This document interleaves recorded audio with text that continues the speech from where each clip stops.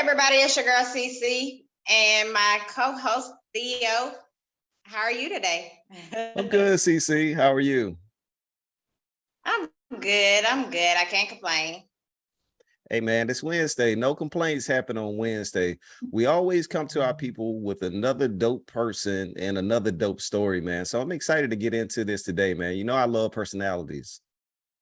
Yes, me too. So let's get into it. I'm gonna let them introduce themselves of who they are, what they do, where they from. I'm Uncle Win, and this is my wife, Precious. Hello.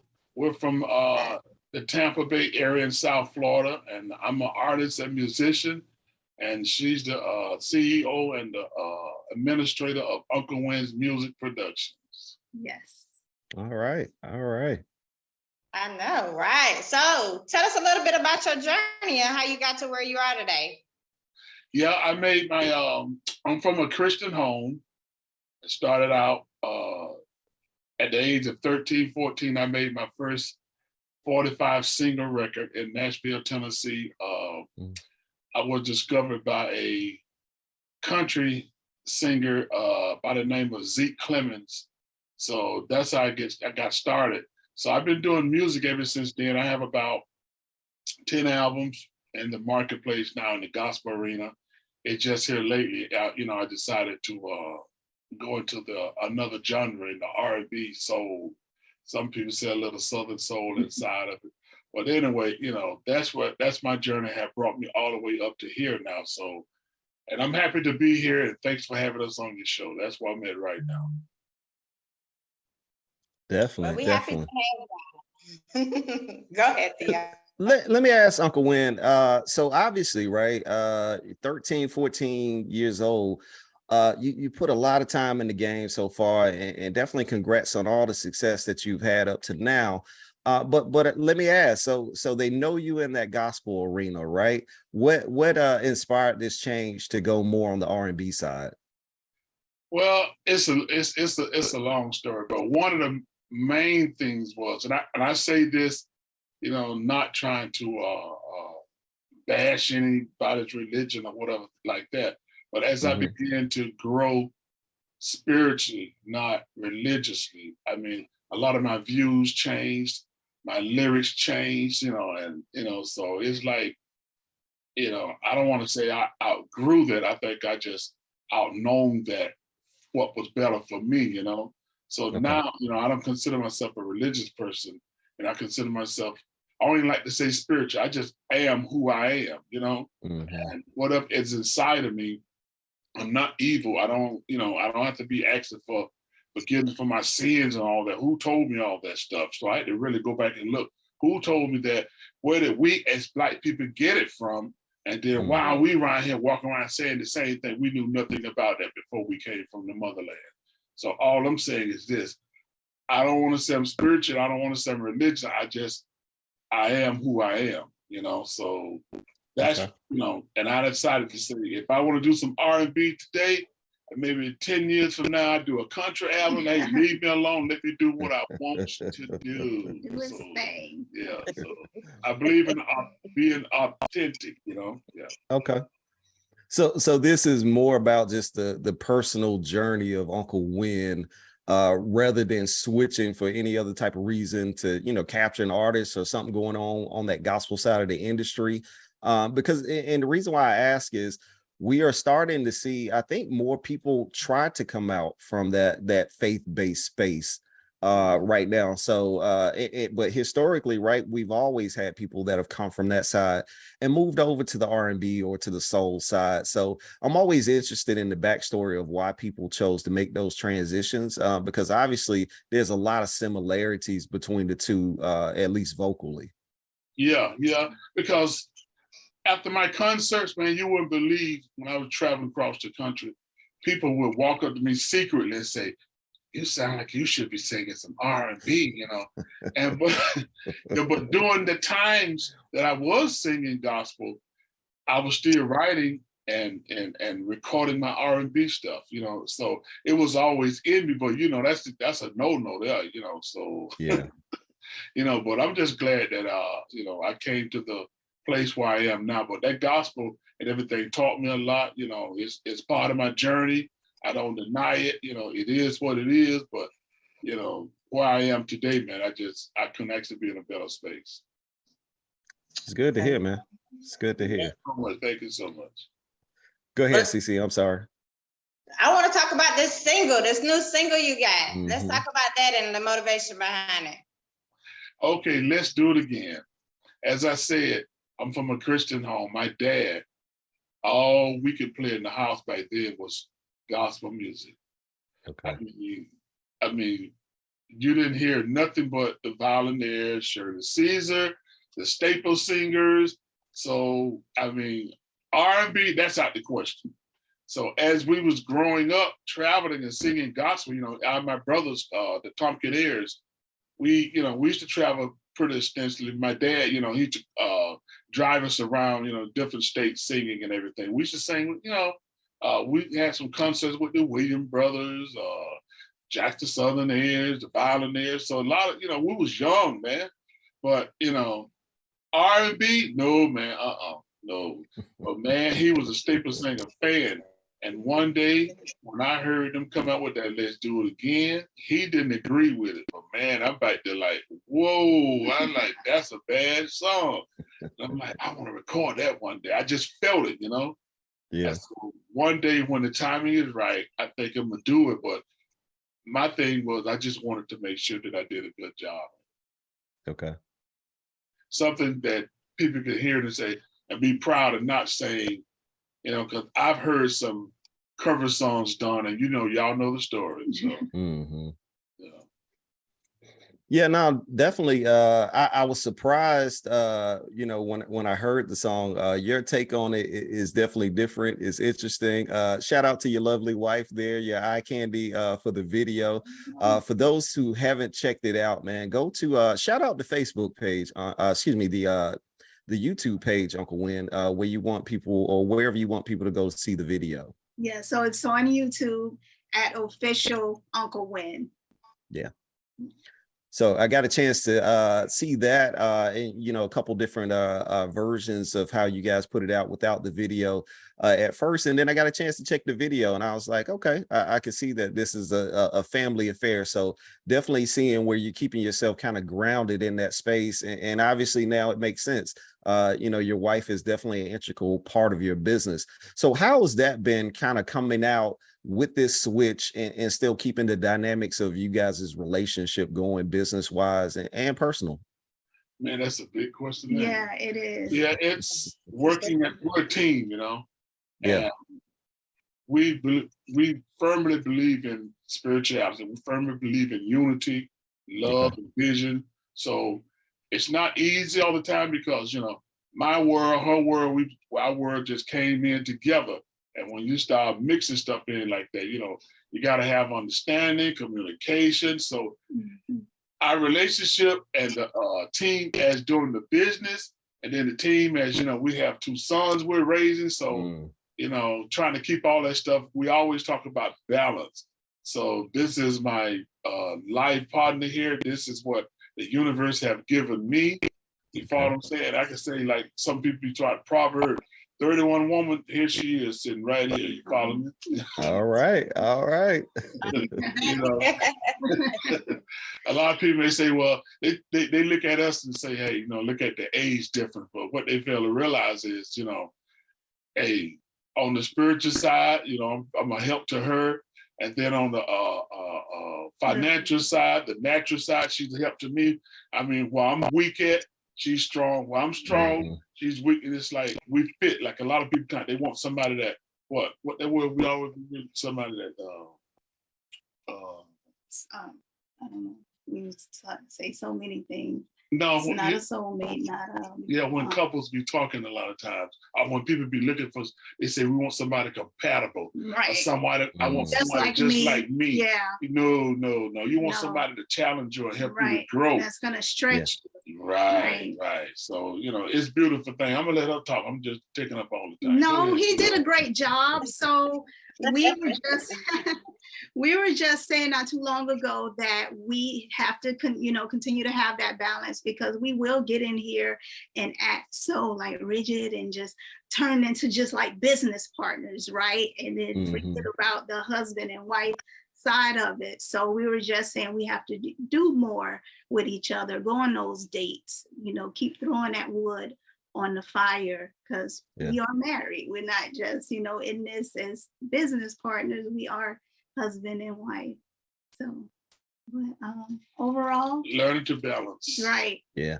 Sounds like a lot of balancing going on there. So definitely good stuff there, man. Those are relationship goals. But Mrs. Wynn, so when he came to you, right? Obviously he's probably mentioned before, one day I'm going to do this song. One day I'm going to do this song, right? Because we all have those things that sometimes kind of burn in us to the point where we have to get it out and, and put it on the table for our spirit. So when he came to you, or I don't know how it transpired, but you guys decided to make that switch over. And this song sounds like it may have been a catalyst in that process. How did you take it? How did you receive it? Being that balance, being that partner, being that helpmate, and also being that business side of it. Yes. So actually he called me and my son in the room, and he played it. When he'll get in here and he'll just go to work. Like he won't even announce it or anything. He'll just get in the studio and he just start doing his thing. And then it's not until after everything kind of comes together, he'll let us know like, hey, take a listen at this. It's like a surprise. So once he came in and put everything together, he called me and my son in and played it. And he was like, this is going to be it. This is it. This is going to be the hit. And we believed him. It was, you hear it. It's an awesome track. He did his thing on it. So from there, we just started, putting everything in place to really get behind him and push it. Gotcha. It sounds like it's turned out well, and it sounds like it's going well for you guys so far. So definitely we want to wish you guys much success and keep pushing that project to get it to where you want to be. But let me ask you the question. Is this the first time he dragged you in to be a video model for him? Yes, this is our first video. And it's funny because I didn't even know he was going to use our picture for the cover song. I didn't know it until after the fact that he was like, I'm using it. I was like, okay. So it was, a lot of pressure, for me, because time had passed since I'd done that picture. I gained some weight. So I'm like, okay, I got, the woman thing. I'm like, okay, I got to get myself together now. You kind of caught me off guard with that, but yeah. But yeah, it's been wonderful. It's been a wonderful journey. The good stuff. So y'all looking forward to, are y'all looking forward to going on tour, or what are y'all working on? What's some of y'all goals? Actually, he's going to be performing at the Southern Soul Super Bowl in Garland, Texas on September 24th. So that is his first time going live with the single. So we're super excited about that.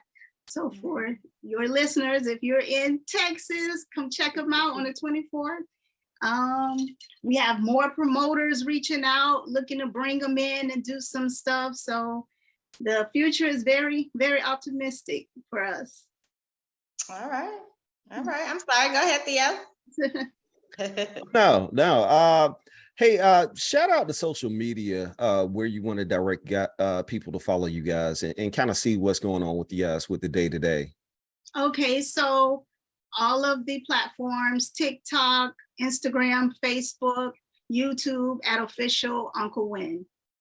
Gotcha. Now let me ask, so obviously Uncle Wynn, right? That's a very distinctive name from a marketing purpose. Sounds like it's a little genius behind it, but how did that name come about? Well, I've been doing gospel when I was doing my single gospel stuff under Wynn Tompkins. Okay. But I said, I need something else. So one day, if I decided to go and do something else, like when I started producing, a lot of hip hop stuff for people, different genres of music, I just went under the name Uncle Wynn as a producer. Okay. So a lot of people still know about it. I said, well, hey, I got some projects out there now, like called Project Joshua. It's under Uncle Win, you know. Mhm. So because some of the messages and stuff that's on, I want to go a different way away from the church, but some of the stuff that's in there, a lot of people that from the church needed to hear. So you know, I just had this almost like a two-side thing. But once I was like began to grow more and more and more, it started leaning heavily towards Uncle Win. So I said, hey, I'm free now, so I can do country, I can do R&B. Right. You know, I got all kinds of music, man. I got a reggae album, I got all that stuff, man. I just waiting on the right time to really launch, you know. And Gotcha. the people in the studio, they got the Uncle Win, because the backstory to that is he comes from a really big family, so he has a lot of nieces and nephews. So Uncle Win being thrown everywhere. So that's like the ground basis of where Uncle Win comes from. Gotcha. So I know they calling you Unc Win all the time, because that seems to be a popular phrase that you know they're using for older people these days. So Yeah. you are already ahead of the curve with that, which is why I said it might have been some marketing genius involved with that. Mhm. Yeah, I've been using that for a while now. Yeah, for years. Yeah. Yeah. So let me ask you guys. So the new project you guys are putting out, right? It's a totally different direction, but obviously there was already a fan base in a community, so to speak, in place under Uncle Win. So how has it been received by that base, or kind of how has that portion been going for you guys with that transition? That's Uncle. Well, it's kind of funny because Yeah. since we've been doing the R&B now, the soul stuff with this new project, excuse me, our audience, our sales and everything else went up too. So that was one of the things when I first started thinking about making the transition. I was like, man, you know, would some of the fans follow me? Would they be really upset? You know, I know some of them don't like it, but then there are some that, you know, that thumbs up, man, you know. So it's like, I started really knowing then some people just love music. Love music, yeah. And they love the artist. They love the way I do what I do. So, you know, so I got some faithful fans just, you know, still with me, you know. Yeah. Yeah, Okay. they going back grabbing stuff that he had forgotten about. I had forgotten about it. I mean, stuff I don't even, I mean, they was going back, I mean, way back, and they was shocking me. I'm like, what? Well, so that let me know, you know, I do have some really, you know, true fans. That's good So stuff. on these projects that you're working on and coming out on, who are you working with? Or do you have any artists that you want to work with? Well, I have a couple of artists that I'm working with, you know, so I'm so bogged down with this new project here. It's like, man, it's like with the interviews and it's so busy. So, but I do have other artists that I'm thinking about working with in the future, because I have one out of Atlanta. He called himself The Noise. So he's kind of like on a reggae side, reggae side. And then I have another guy working with, he's from Zimbabwe, and so he's more popish. So, you know, that's where I'm at now. So I can't take too much on now, but I would like to work with, you know, I always believe in working with people, man. It's just sometimes people can be hard to work with, but I always, you know, been open to even write, arrange. You know, I have a crew that I use, a friend of mine, real tight guy. We've been knowing each other about 30 something years. And it's called himself Miko. He's in North Carolina now. And then I have a Bobby Grozier in Palm Beach. Then I have a Nigel in Texas.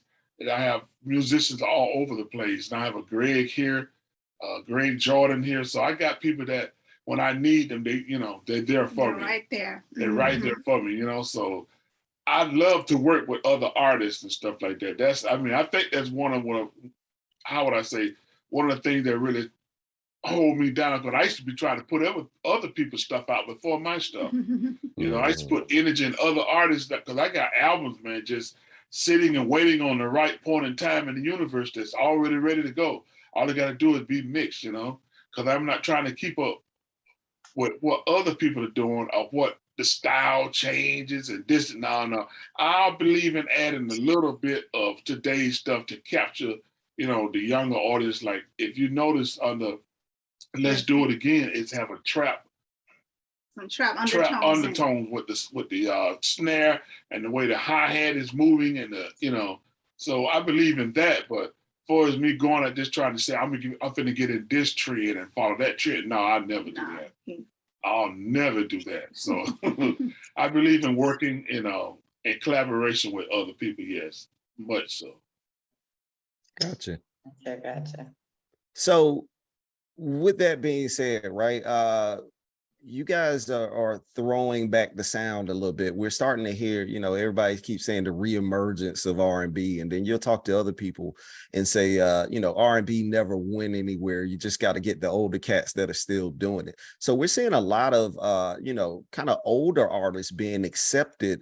I wouldn't say mainstream, right? Because the record labels are still the record labels and the industry is still what it's doing.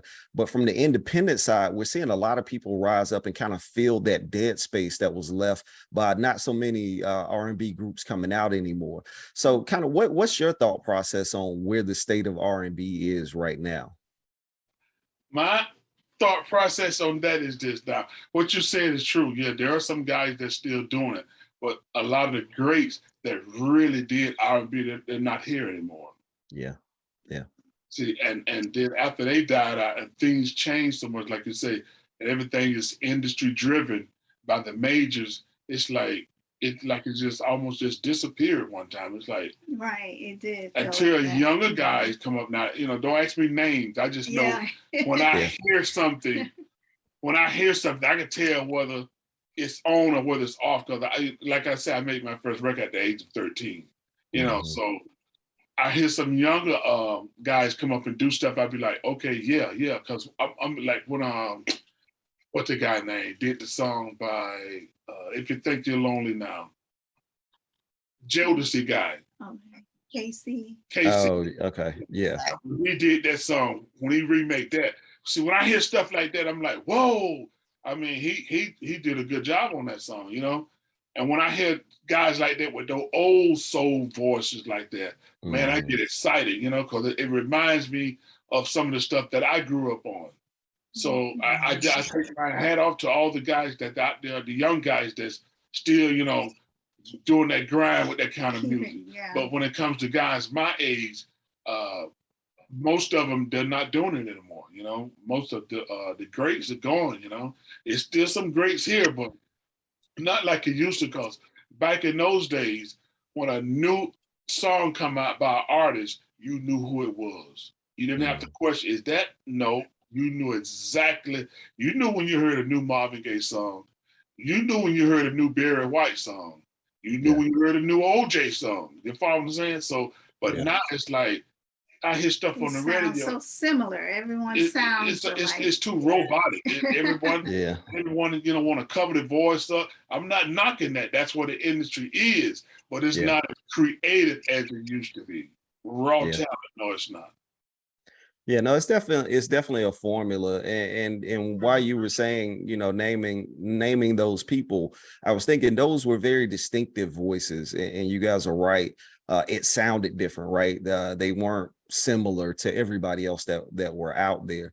But today, you know, we all recognize that there's a formula that they want to put out. So I'm glad to see that the independents are definitely starting to shine more. Independent, you know, labels, independent artists are starting to have their own distribution system, their own communities, their own networks.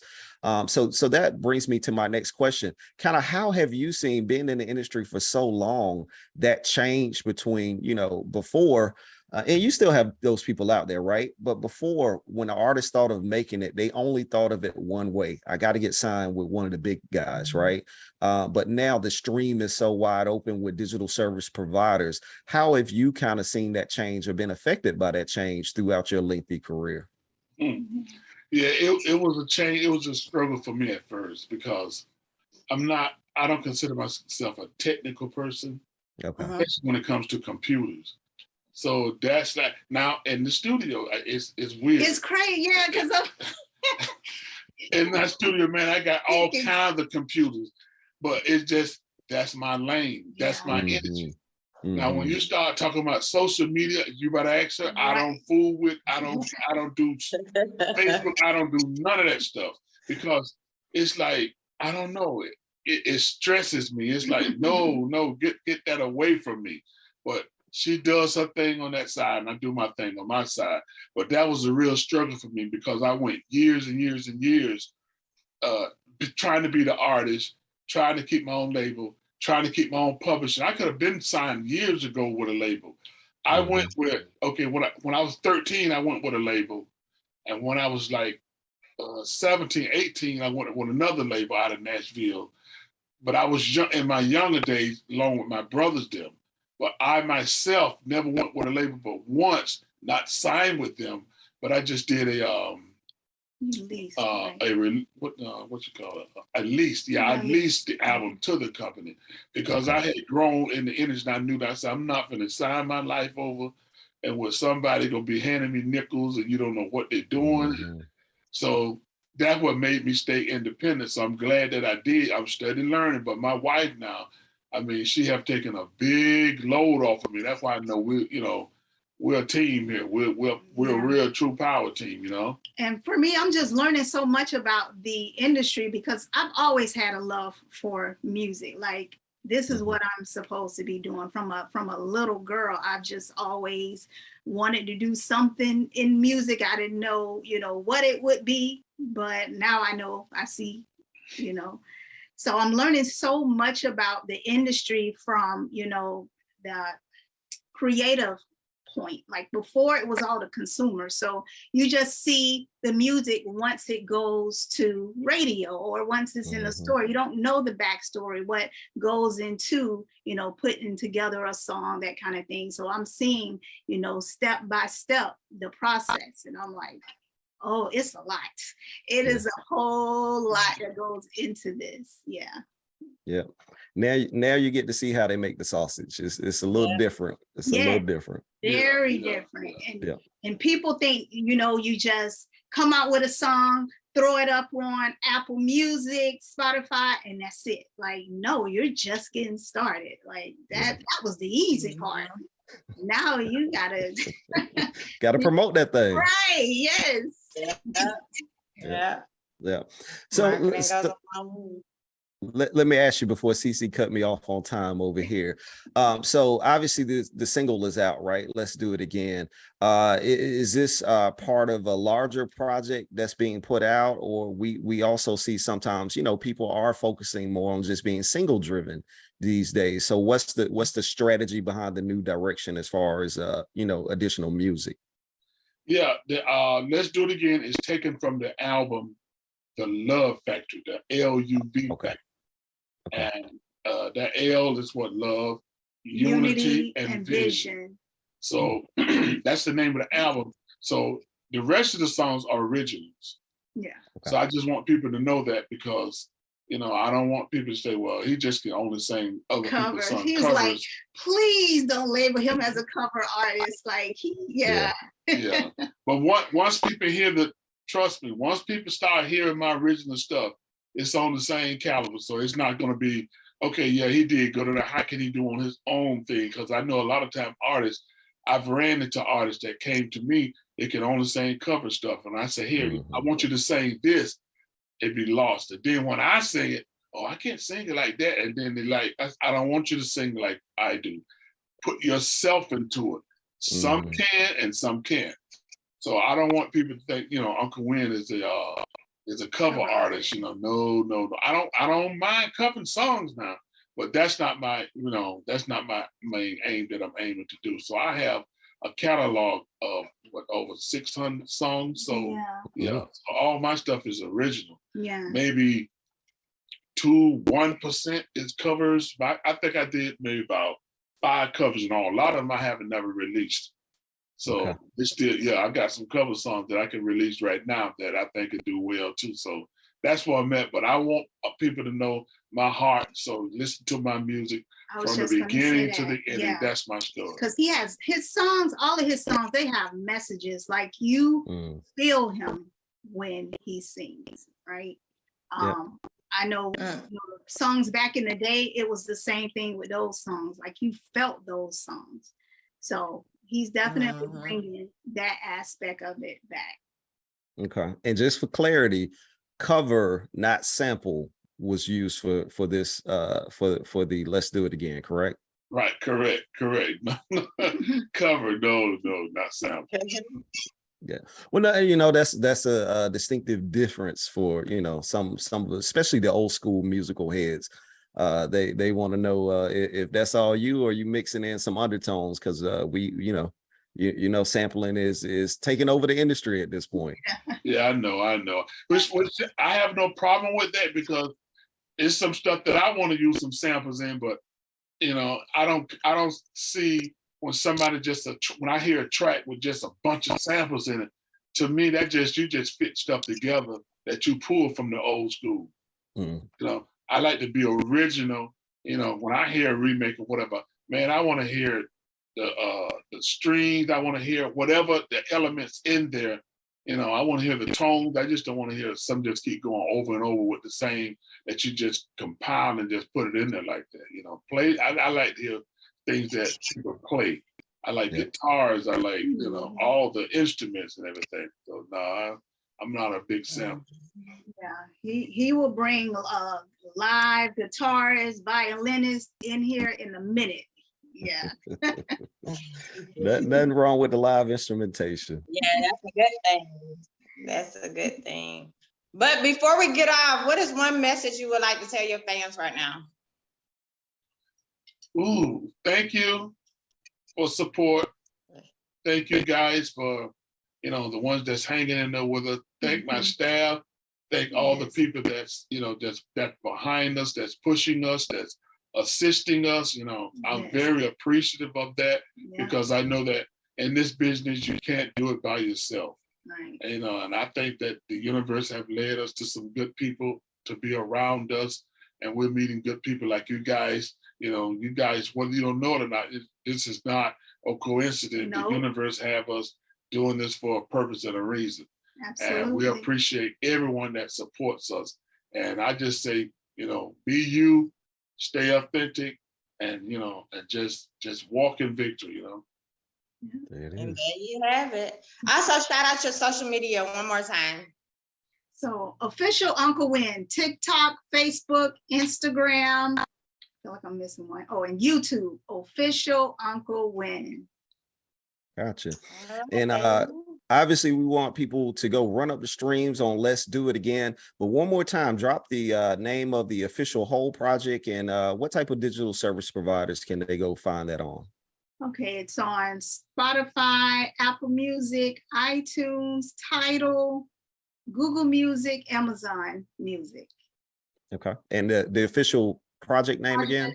The project is, right now it's out as Let's Do It Again, because we haven't really been pushing the Love Factory. So Let's Do It Again by Uncle Win. There it is. It is. Well, I definitely want to say thanks for interviewing with us today. It's been a pleasure to learn more about you and your journey, both of y'all, basically. And glad that y'all could balance out. You know, that's a great thing. So we look forward to listening to y'all project. And thanks again. We appreciate you. Thank you for letting us tell our story. Thank you. Definitely. Wishing you guys much success, and continue to keep love alive, man. We love over here. Thank you so much. We appreciate it. Thank you. All right. All right. Have a happy Wednesday. All right. You too. You too. All right.